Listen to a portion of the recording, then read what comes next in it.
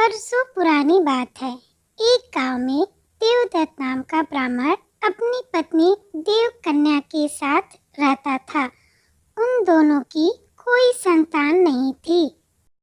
आखिरकार कुछ वर्षों के बाद उनके घर प्यारे से बच्चे ने जन्म लिया।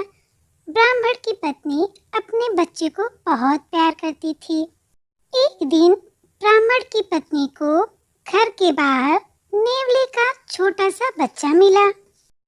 अरे, यह तो नेवले का बच्चा है। यह कितना प्यारा है।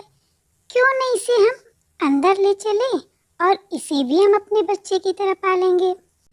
ब्राह्मण की पत्नी बच्चे और नेवले को दोनों को अक्सर पति के जाने के बाद घर में अकेला छोड़कर काम से चली जाती थी।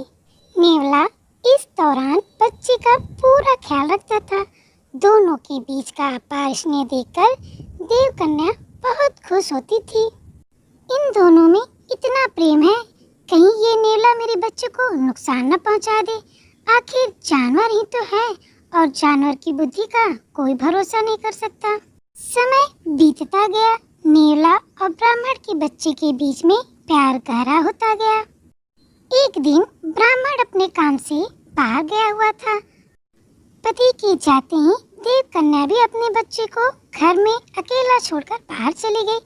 इसी बीच उनके घर में एक सांप घुस आया।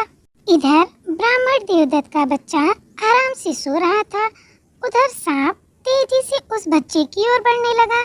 पास में ही नेवला भी था। जैसे ही नेवले ने सांप को देखा तो वो सतर्क हो गया। नेवला तेजी से सांप की ओर लपका और दोनों के बीच काफी देर तक लड़ाई हुई।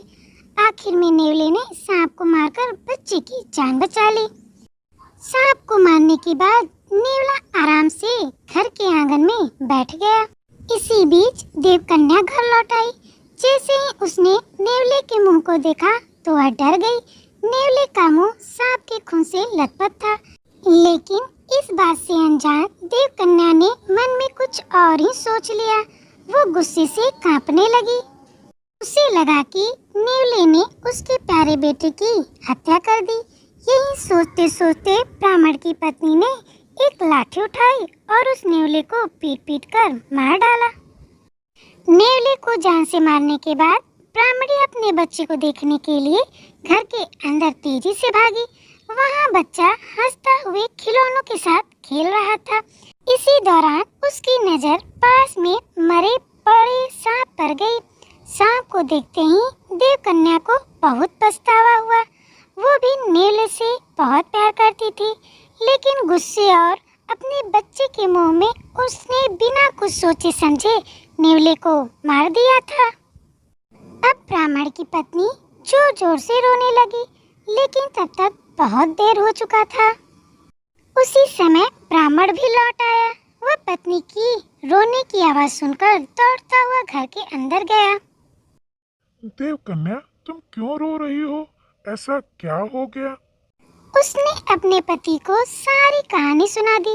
नेवले की मौत की बात सुनकर ब्राह्मण देवदत्त को भी बहुत दुख हुआ। दुखी मन से ब्राह्मण ने कहा, तुम्हें बच्चे को घर में अकेले छोड़कर जाने और अविश्वास का दंड मिला है। तो बच्चों, इस कहानी से हमें ये सीख मिलती है, बिना सोचे समझे गुस्से में आकर कोई काम नहीं करना चाहिए। साथ ही विश्वास की डोर को कभी शक की वजह से टूटने नहीं देना चाहिए। हेलो दोस्तों, अगर आपको हमारी वीडियो पसंद आई तो लाइक, शेयर, सब्सक्राइब और बेल आइकन ज़रूर दबाइएगा। Thanks for watching.